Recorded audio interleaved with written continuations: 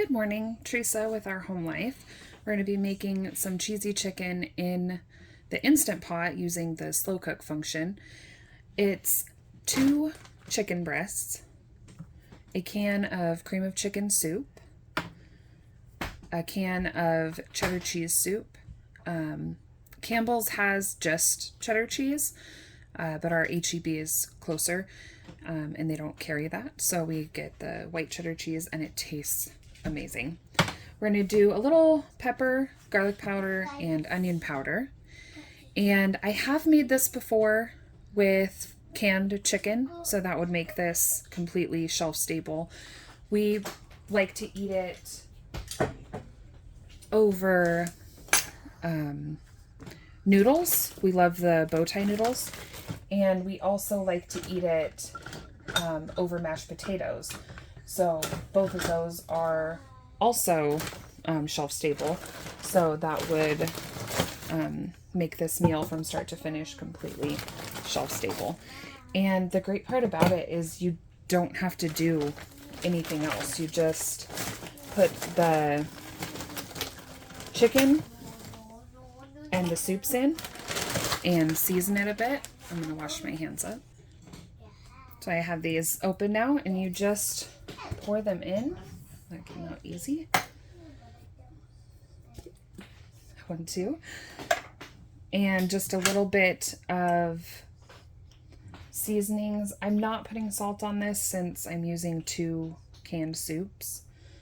So just pepper, onion, and garlic powder.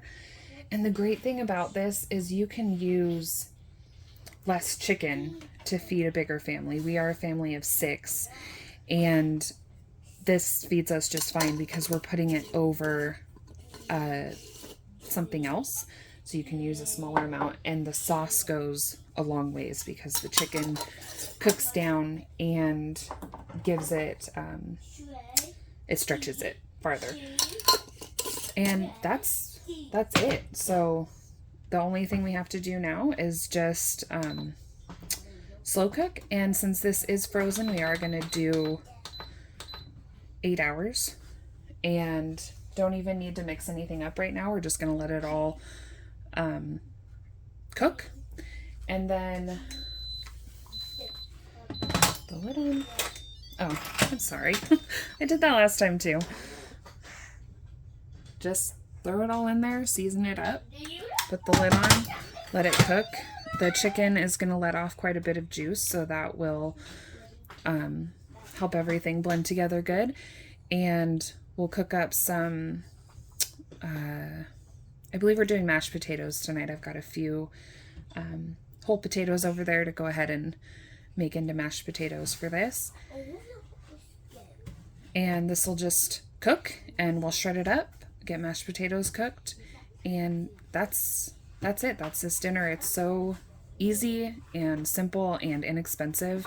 I believe this like 50 cents, 57 cents, and this is about $1. I only used 2 chicken breasts out of a huge 5-pound bag, frozen, and even if you use a can of chicken, those are about $2 to $3. So this is under $5 just for this. And then mashed potatoes. I mean, you can get a $1 packet of instant mashed potatoes, and this is a super inexpensive, easy, tasty. Our whole family loves it, which is not a common thing around here. We've normally got 1 or 2 that are not excited about our dinners. So to have everybody in the household love it is awesome. So I am going to make coffee cake muffins. Sorry. Coffee cake muffins. Just because this is going to be like less than 5 minutes for start to finish work with this dinner. So I'm going to throw in a coffee cake muffin, and yeah, I'll bring you back when it's all set up for that.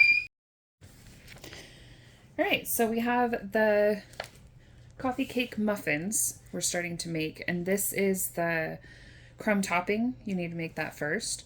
So I have a half a cup, 1 stick of butter in here, In this bowl, I have 1/3 cup of regular sugar, 1/3 cup of brown sugar, a teaspoon of cinnamon, 1/4 teaspoon of salt, and then over here is 1.5 cups of flour.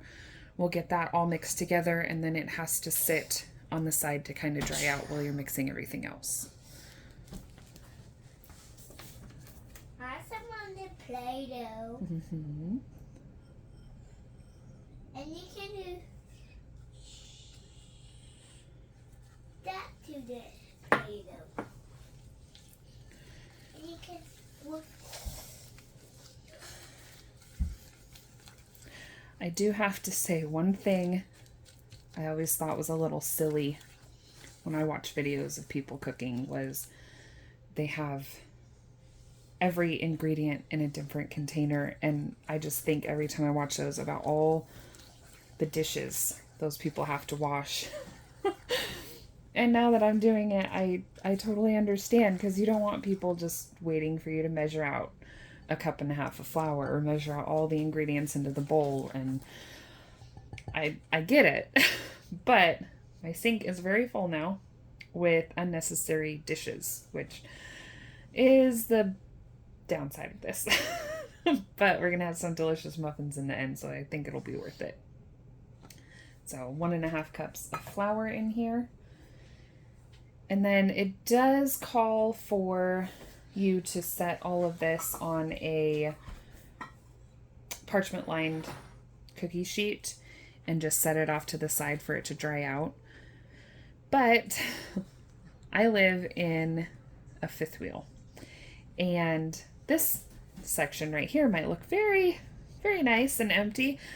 But everything on that side is not.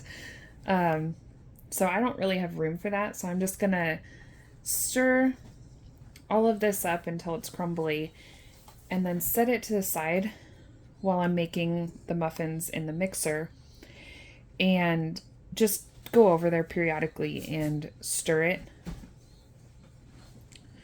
Also, I am cooking all of these in my air fryer. I have an oven air fryer, which is amazing and has helped so much in this tiny space, because I'm not sure, I don't want to say how to use the oven, but I'm nervous that it's going to burn everything. So I did make a double batch of the muffins, and my plan is to try and put half of them through the air fryer, which will probably take 2 or 3 batches in there, and then the other half in the oven, and see if it is going to burn everything. And it'll be sad to lose all the muffins, but maybe we'll be able to just like cut off the bottoms or something if it's just the bottom that's burnt. All right, so that's all incorporated, and I'm going to set this off to the side, and then, like I said, I'll just kind of stir it up as I'm mixing up the muffins. So I've got everything all measured out for the muffins, and I'll get everything resituated and then start mixing that together. All right, so we have the KitchenAid mixer. Also, I forgot to mention the crumb topping is not doubled, so that makes a ton of crumb topping. So those measurements, all the measurements I'll put are for one recipe. But several times that I've made this, I have made a single batch of muffins and a single batch of the topping, and there's so much left over, and you just can't even fit any more on top of the muffins. So whenever I try a recipe, I will change it up a little bit, but I'll also add my own notes of what I did, if I liked the recipe, because sometimes I will find a recipe and try it and it was great. Other times not so great, and the pictures look amazing. So then I will try the recipe again some other time, and it was one that was not so great, and I've now made it twice when it was not very good because the pictures looked good. So I've made sure that if I print anything out that I write on it after I've made the batch the first time. And with this one, it is best to double the muffins or half the topping. And then I have on here also double or triple the glaze because the glaze just barely does 1 or 2 muffins. And I always, when I make these, make jumbo muffins. So I have these that I'm going to try in my oven because all of my muffin pans, all my baking sheets, all of everything are in storage because we're in the fifth wheel, and I didn't plan on using the oven, and the air fryer uses smaller size pans. So I got these to put in the air fryer, but also to try putting in the oven and see if that'll work, so that I can try and make them both ways and hopefully be able to get more use out of my oven and not just have it as a storage space, which is what it is right now. So in the bowl, I do have 1.5 cups of flour. Sorry, I have 3 cups. A regular 1 batch recipe is 1.5 cups flour, 1/2 cup brown sugar, 2 teaspoons of baking powder, 1 teaspoon of cinnamon, 1/4 teaspoon baking soda, and 1/4 teaspoon of salt. And I have all of those doubled. And then in this bowl back here, I have doubled. So a regular batch is 3/4 cups milk, 1/3 cup of oil, and 2 eggs. So all of my ingredients are doubled, and I will write the recipe down below for just a normal batch, not doubling anything. And I'll make sure that I add my notes in there about doubling the muffins and that sort of thing. So you could do all this by hand, of course, but I have wanted a KitchenAid mixer since I was like 10. And my amazing husband got it for an anniversary present and got me the KitchenAid mixer with so many accessories, and I just was not going to put this in storage. Should it go in storage? Maybe. Probably would give us a little more room in our house. But I love it. And even for just making a batch of muffins, it's just something that I'm so happy to have and will gladly make space for in our house. So I'm going to mix all of this up. I won't have the video going for that. I'll show you when it's all done. And when I put it all in muffins, and then I'll let you know how it turns out in the oven, what goes on with the air fryer, that sort of thing. Because I will have to make smaller batches in my oven air fryer for it to work. So I'll show you once these are all mixed up and I'm putting them in the foil baking cups. All right, so I have a few of the baking cups down. I found these in the oven when I started it. I just got this cute little one from the dollar store, fresh picked apples, and these two. So I'm going to put these in the oven and this one in the air fryer, and then I'm going to fill these up, and I'll probably have room for a little bit more, and I'll put half in the oven and half in the air fryer. So I'm going to go ahead and get all of these filled up, and then I will bring you back when they're all done. All right, so I got 12 muffins, jumbo muffins, and then 2 mini loaf pans. The jumbo muffins, if I hadn't done this, could have been a little fuller. They would be more. But I also find that with this topping, if these aren't all the way full, then you can actually put the topping on and it's not just going to fall right off in the oven before it really gets in there and gets cooked on. So I'm going to go ahead and top these with the crumb, and then I'm going to put 6 of them in the air fryer, 6 in the oven, and this one in the oven and this in the air fryer. I'm just hopeful that the oven works and doesn't burn everything. One, because it would really suck to waste all this food. I know it doesn't seem like a lot, but it's just hard for me to waste any of it anyways. So I'm hopeful that it works out, and then also hopeful that I'll be able to use my oven more. I don't cook in there at all right now. This will be the first time, because I've just heard that it burns everything, and I'm sure there are ways to stop that. I just don't know any yet. So I'll have to do some research on that if this doesn't work out the way that I hope it will. So I'm going to top these up, and then I will get them in the stoves cooking, and I'll bring you back when they're all done. All right, so here is the 4 that are going to go in the air fryer, and I have 2 more up here with the little mini loaf, and I have these 6 and that one in the oven. So wish me luck, and hopefully they turn out just... All right, so they've been out of the oven for a bit. These ones are actually the air fryer ones, and these are the oven. These are like not hard on the inside, but the outside's pretty rough. And then these are just so soft and squishy. And this is the oven,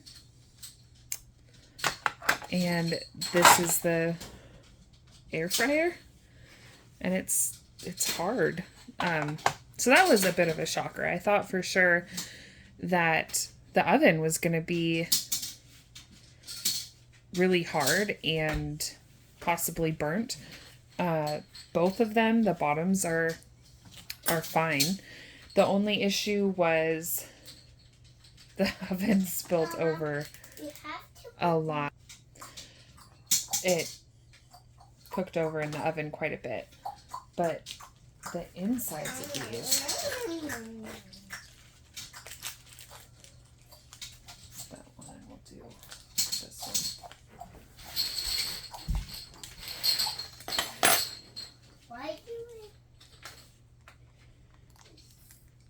The inside just looks amazing.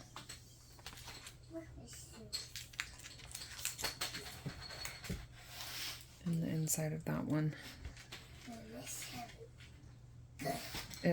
it's really